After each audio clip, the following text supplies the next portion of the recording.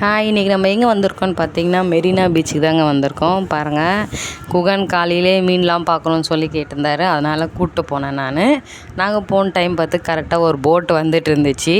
குகன் வந்து அந்த போட்டுக்குள்ளே போகணும் அப்படின்னு சொல்லிட்டு இருந்தேன். தண்ணியிலலாம் கூப்பிட்டு போக மாட்டாங்கடா, போட்டு கிட்ட வேணா கூப்பிட்டு போகிற வாடா அப்படின்னு சொல்லிட்டு போட் கிட்ட கூப்பிட்டு போனேன். சரி, அப்போ அதில் மீன்லாம் எனக்கு காட்டணும்னு சொல்லியிருந்தாரு. சரி வாங்க, நம்ம கிட்டே போயிட்டு அதில் என்னென்ன மீன் இருக்குதுன்னு சொல்லிட்டு நம்ம பார்க்கலாம். நாங்கள் போகிறதுக்குள்ளே வலையிலேருந்து மீன்லாம் எடுக்க ஆரம்பிச்சிட்டாங்க அவங்க.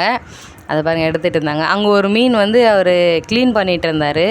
ஏதோ முள் மாதிரி எடுத்தார். அது என்ன நான் கேட்டேன். அதோட வாலில் வந்து ஏதோ ஒரு பாய்சன் இருக்குமா, முள் மாதிரி. அதை எடுத்துகிட்டு அவங்க கொடுப்பாங்களாம். இந்த பாருங்கள், கொஞ்சம் மீன் தான் எடுத்துருக்காங்க. இன்னும் இந்த வலைக்குள்ளே இன்னும் எவ்வளோ மீன் இருக்குதுன்னு தெரில.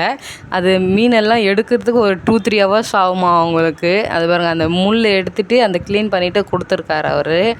அந்த மீனோட பேர் தெரியும்னா நீங்கள் கமெண்ட் பண்ணுங்கள். கீழே கொஞ்சம் பேர் உட்காந்து க்ளீன் பண்ணிகிட்டு இருந்தாங்க. இதை பாருங்கள், நண்டு இதெல்லாம் க்ளீன் பண்ணிகிட்டு இருந்தாங்க. உயிரோடு இருந்துச்சு நண்டெல்லாம்.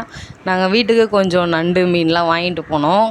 அவர் வந்து ஒரு ஷெல் ஒன்று கொடுத்தாரு. இது வந்து முத்து இருக்குமா அந்த ஷெல்லுக்குள்ளே, அவர் சொல்லியிருந்தாங்க. அதை பாருங்கள், நல்லா அழகாக இருக்குல்ல ஷெல்லு.